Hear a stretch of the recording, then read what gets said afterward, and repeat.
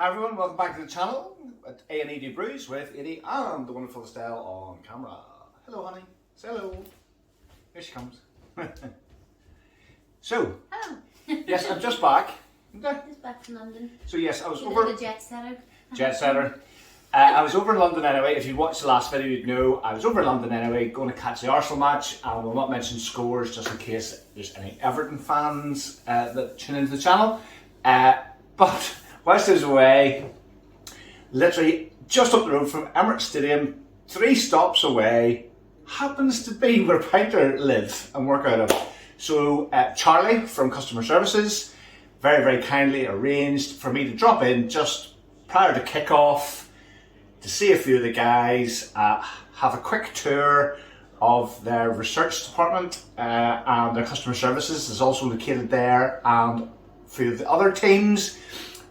They research the beer there, they design the beer there, they do all the testing of Pinter, but now it's all farmed out. The actual production of the presses and the P3 itself is all at a different location. Sorry if I'm a bit hoarse, there was a lot of shouting done last night. So big thanks to the 3 main guys I was dealing with. So it's Charlie, who's customer services supervisor, Dom from he's the product designer, and Andy, the head brewer. Had some really great chats with the guys from Pinter.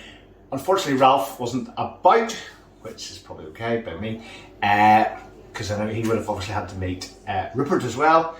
But no, the guys, also big thanks to the rest of the team that were there on the day. A lot of the team were actually down at the factory where they're making the new Pinter 3s. So the guys from research and development, the guys from customer services, marketing, and Andy's beer design team. Big thanks guys for having me down.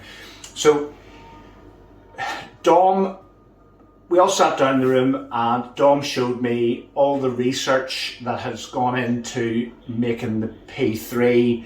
They've listened to everything that us as their customers have said and reported back, with not only P2, P2.1, but also the original Pinter 1.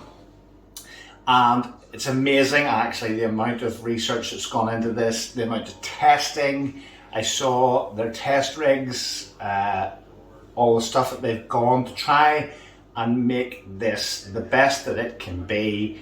And you may have noticed that we've been quiet over the last few months because I'd sort of become a little bit disillusioned, and because we've all spent a lot of money on Pinter over the last couple of years on the various versions.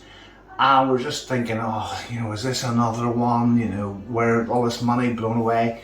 But I can honestly say the one thing that struck me about the guys in Pinter is their enthusiasm, how much they actually care, how much they love the product, and how much they want to get it right for us, their consumers, so that we can make the wonderful fresh beer that Andy has taken all the time to design, so that we can enjoy it in the home from the fridge. Fresh beer the way it's supposed to be, without doing anything else to it. Literally impressing our friends by just adding water to the pouch and fire and forget, as we talked a lot about yesterday.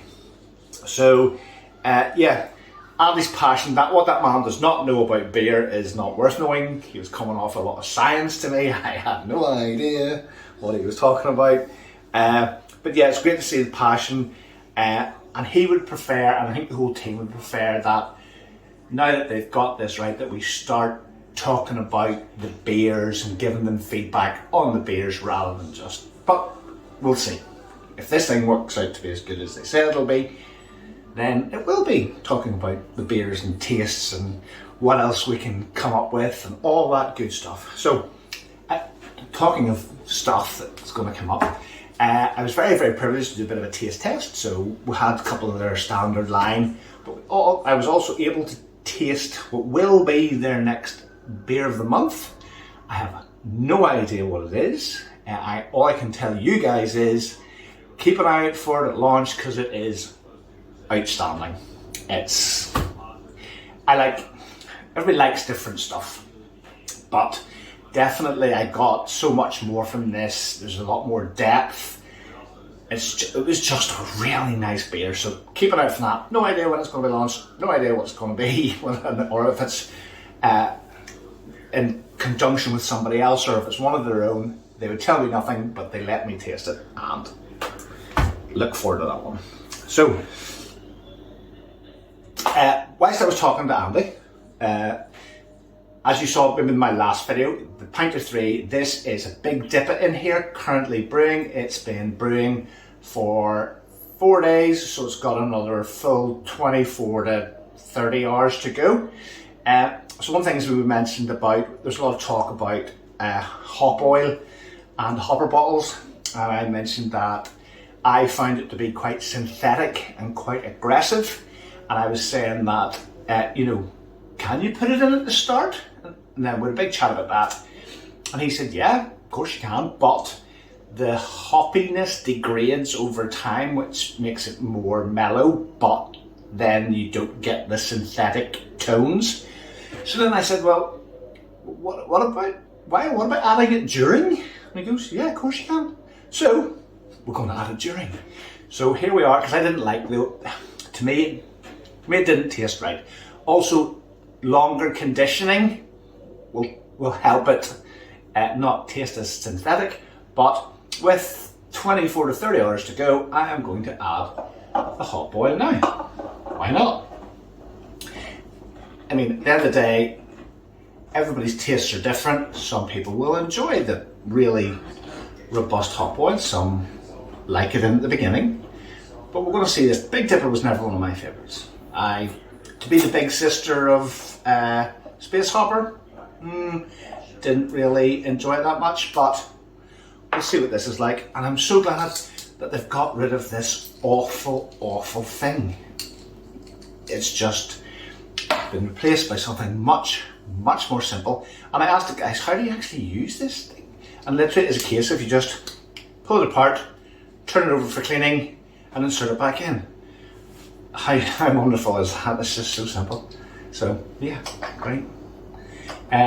So looking forward to that. One thing I also would say is they also showed me all the research and development that went into the new tap.